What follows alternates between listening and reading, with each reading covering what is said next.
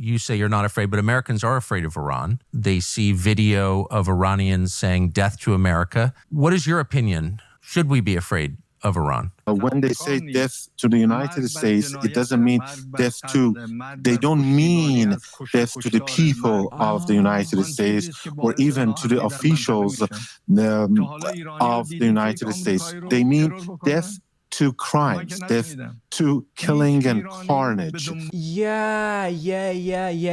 I'm sure when we say let's f them up, we don't actually mean let's f them up. We just mean let's let's pat them on the back and stab them when they're not ready. Ladies and gentlemen, boys and girls, Tucker Carlson interviewing the president of Iran, Masoud Pezeshkian. I don't know how you say his last name. Let's take a look at this pathetic interview and see how Tucker Carlson doesn't even push back. He's just trying to pass a message that Iran is no risk to Americans. Let's take a look. Mr. President, thank you very much for doing this. There is a pause, or seems to be a pause, in the war between the United States and Iran.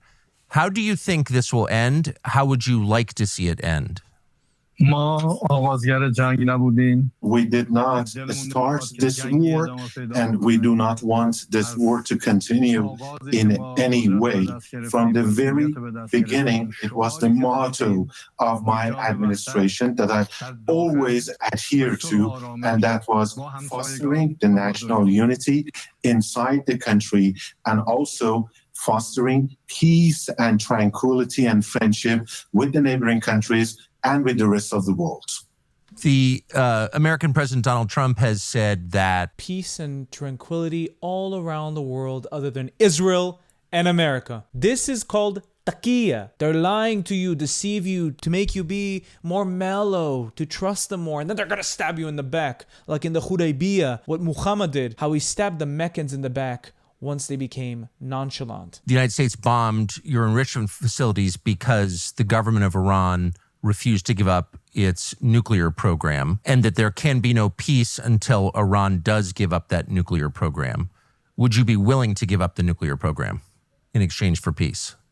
I would like to tell you what has happened, and it was Netanyahu since 1984 has created this false mentality that Iran seeks a nuclear bomb, and it has insinuated that Iran is trying to develop a nuclear bomb in the past, and it has put it in the minds of every U.S. president since then, and to make them believe that we would like to have a nuclear bomb. But the truth, the IAEA has found 60% enriched uranium inside Iran. Why do you need 60% enriched uranium if not for nuclear weapons? Again, taqiyya, lying to your face. Is that we have never been after developing a nuclear bomb, not in the past, not presently, or in the future, because this is wrong, and this is in contrast to the religious decree or the fatwa which has been issued by His Eminence, the Supreme Leader of the Islamic Republic of Iran, that so it is religiously forbidden for us to go after a nuclear bomb. And this was always corroborated thanks to our cooperation with IAEA, because they were always there that to verify this and to substantiate that we have never wanted a nuclear bomb. But unfortunately, is it just me, or the president of Iran stopped speaking like 13 minutes ago and this translator's going for like 15 years? What's going on? This cooperation was disturbed by the unlawful attacks against our nuclear facilities. So you have, according to news reports, withdrawn your cooperation from IAEA, the International Nuclear Regulatory Agency. And so there's, I suppose, no way for the rest of the world to know how much uranium you're enriching and to what extent. The reason they pulled out of the IAEA is because they want nobody to track or trace how many uranium they're enriching. I'm starting to believe that all of the things they say on the media, oh, the immense damage to the centrifuges and all these things, are all just a play to get us to sleep on our noses. But in reality, they're developing uranium, they're developing nuclear weapons to then be used against Israel and against the West. To what percentage it's being enriched. And so is there any way to verify, and would you be willing to allow other nations to verify that you are not building nuclear weapons? Mr. Carlson, sir, I would like to draw your attention to the fact that we were right in the middle of holding talks with the United States. And the President of the United States invited us to hold such talks in order to have peace. And we were told during the process of these negotiations and talks that as long as we don't give the permission to Israel, they are not going to attack you. And we were going to have the next round of the talks very soon.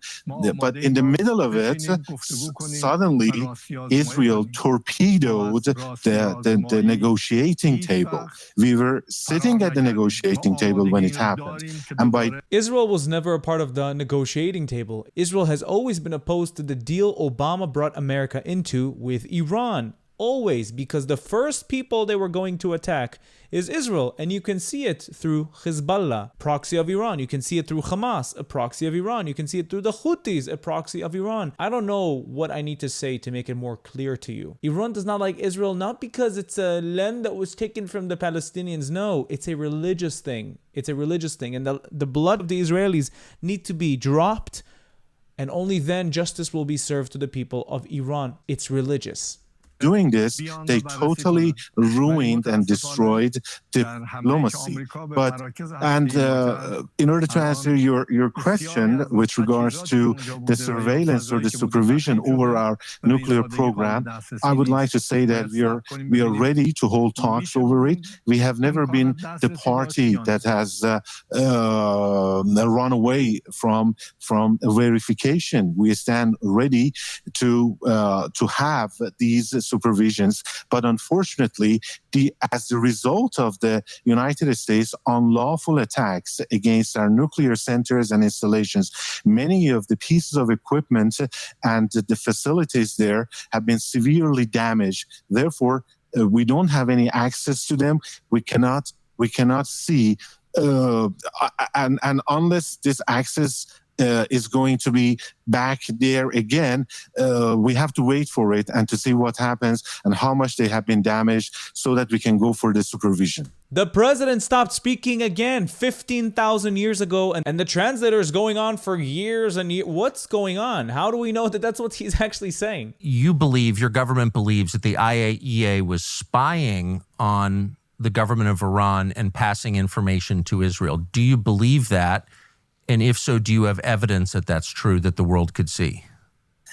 I would like to tell you that we were, yes, somehow pessimistic about the activities of the IAEA, because somehow we realized that Israel could get information from the inspections which were carried out by the IAEA, but it never prevented the IAEA from carrying out their activities inside Iran, and they had full access to supervise and to have surveillance over our nuclear facilities.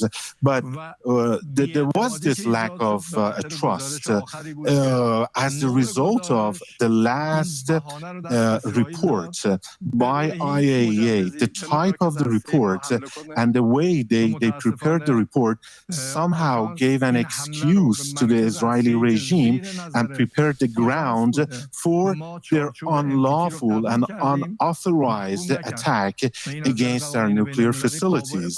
The IAEA was spying on you to give information to Israel to make sure you don't have enough uranium to build nuclear weapons, meaning you had 60% enriched uranium, just like the IAEA stated, therefore proving you were planning to use it for nuclear weapons. And when you say illegal and unlawful attack, is it going to be illegal and unlawful to drop nuclear weapons on Israel, on Muslims, on Jews, on Christians? What do you think, people watching? And even after that, the IAEA failed to condemn these attacks or try to any way to stop them. And this ran counter to the international law, and this resulted in a widespread lack of trust among the Iranians, Iranian legislators, and the public opinion here.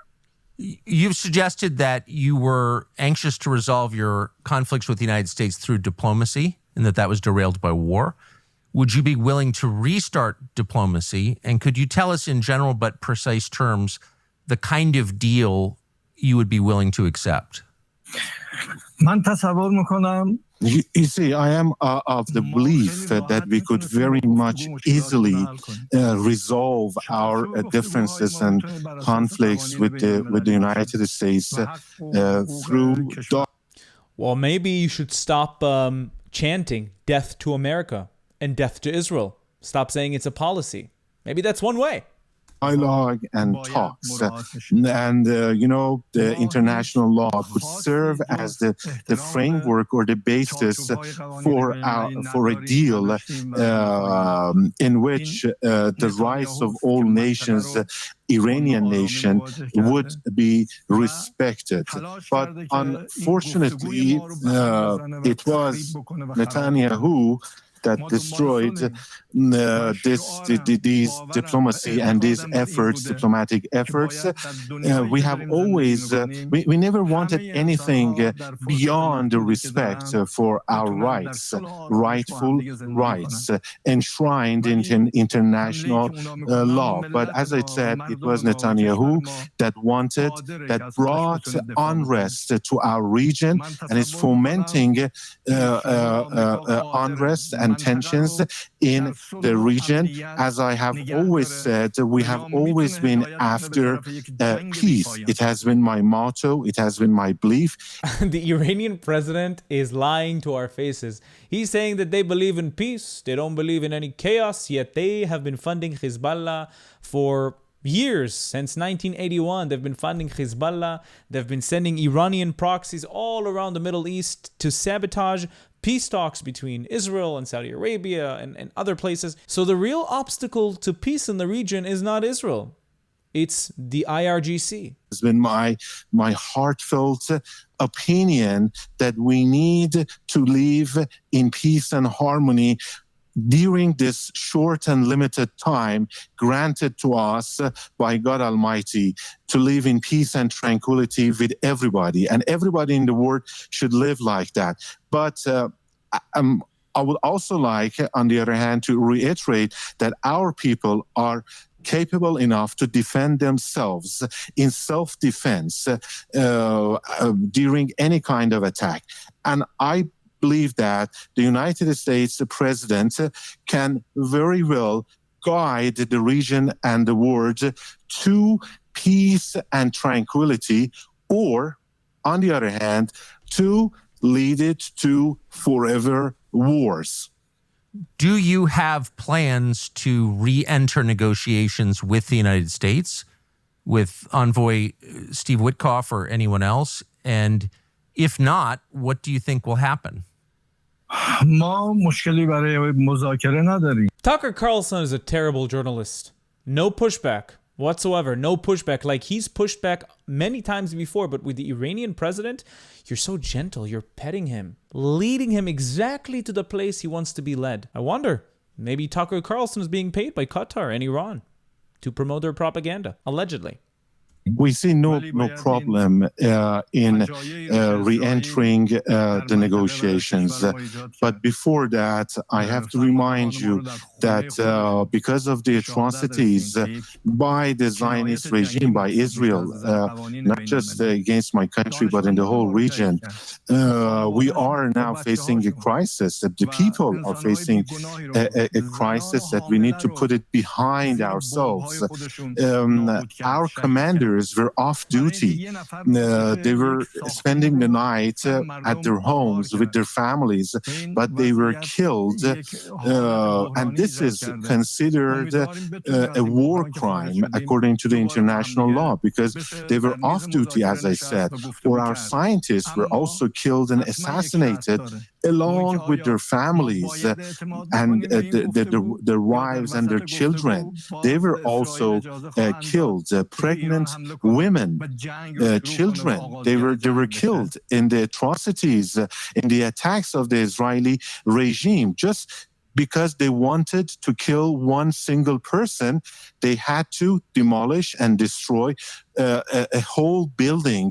And as a result of this, a lot of innocent people were killed. A lot of people were killed. And as I said, there is this crisis that we have to put it behind ourselves. And there is a condition. The Iranian president is doing what Islamist propagandists do best. They resort to emotional appeal. They killed many civilians and pregnant women and children, and this exactly the strategy of Hamas. Yet they will not talk about their attacks in Israel. Most of the hits were civilian populations. They hit a hospital with no proof whatsoever that there was a military base underneath. They started making up propaganda saying that the ship from Star Wars was under the building, and submarines and things that don't even make sense. They started making that shit up because they wanted to justify their attacks against military targets. This president will say nothing of the sort. He will just try to appeal to your emotion and say, Israel killed, In war, people die. You don't want people to die? Don't develop nuclear weapons and threaten to use them against Israel and America. Very simple. Is a provision for the restarting the talks. How are we going to trust the United States again? We re-enter the negotiations. Then how can we know for sure that in the middle of the talks, the Israeli regime will not be given the permission again to attack us? Do you believe the Israeli government tried to assassinate you? They did try, yes. And they acted accordingly, but they failed. And as a true believer, I believe that it is in the hands of the God Almighty to determine when a person will die or will not die. So that's why you're trying to develop a nuclear weapon, so that God Almighty can decide when Israel is going to be destroyed by you? Or is it going to be you pushing the button saying, yalla, let's get rid of Israel? So you're contradicting yourself many, many, many times. Try to find better wordings. So you're contradicting yourself. If he wills, the God Almighty wills, then you can die when you are walking freely in the streets. And but I would like to tell you that I am not afraid of sacrificing myself for in defense of my country, and in safeguarding and defending the sovereignty, the freedom and the independence of my country. I'm willing to give my life, to give blood for that. And nobody here, I mean, none of the government officials is afraid of losing their lives in line of defense. Let me translate what he just said. He's willing to become a martyr, a shaheed, for the cause of Islam. That's why they're not scared to die. They love death just as much as we love life. That's exactly the motto you need to remember. He doesn't care about his country in the slightest. He cares about Islam, spreading Islam, and making the world into one big Khalifa. But will it bring security to the region? I mean, bloodshed, more bloodshed, assassination, killing others. Will it bring peace and tranquility and stability to the region? Many Americans are afraid of Iran. You say you're not afraid, but Americans are afraid of Iran.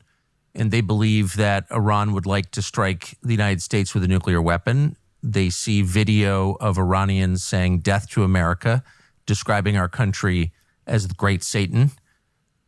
What is your opinion of that? Should we be afraid of Iran?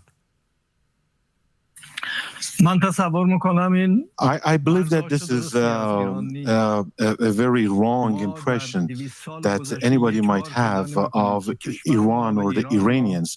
I would like to remind you that Iran has never invaded another country in the last 200 years.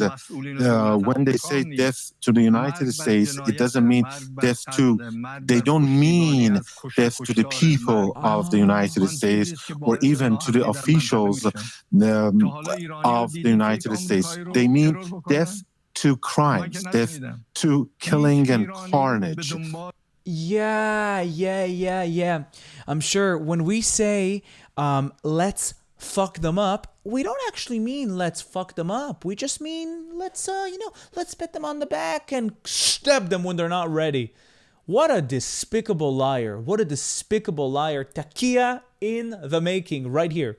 Death to supporting killing others, death to insecurity and instability. This is, have you ever heard that an Iranian killing an American? Have you ever heard that? Or a terrorist that was Iranian and he carried out a terrorist attack against the Americans?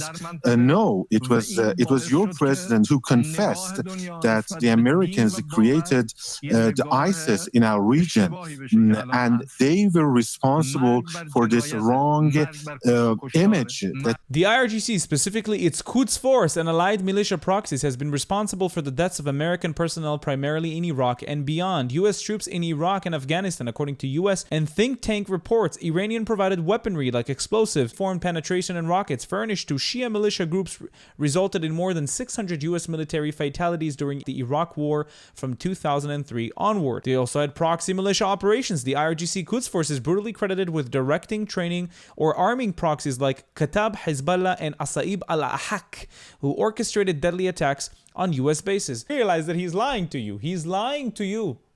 This portrayed of religion or the Muslims in the world. And once again, I would like to tell you and remind you that this is not death to the American people or to the officials. Death to crimes and atrocities, to bullying, to the use of force, and anybody who would like to become an accomplice in the crimes perpetrated by others. Listen to me.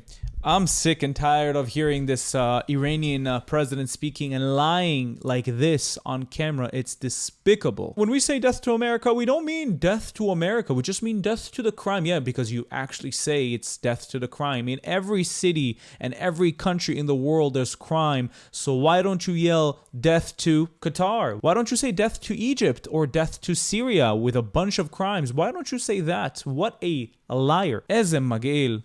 And Tucker Carlson's probably buying his bullshit. No, I don't think he's buying his bullshit. He's probably getting paid, allegedly. So he has to say, oh, yeah, okay, for sure. Ay, what a video. What a video. Guys, thank you for watching this video. Don't forget to like, comment, and subscribe. If you want to support me financially, you can do that using Buy Me Coffee or Patreon. It's helping me buy new gear, upgrade the videos, and post every single day. Thank you so much for watching. And if you'd like to join the Discord, it's going to be attached in the first link in the description. And you can also become a YouTube member and enjoy specific YouTube perks. Thank you so much, and I'll see you again in the next video. Bye-bye.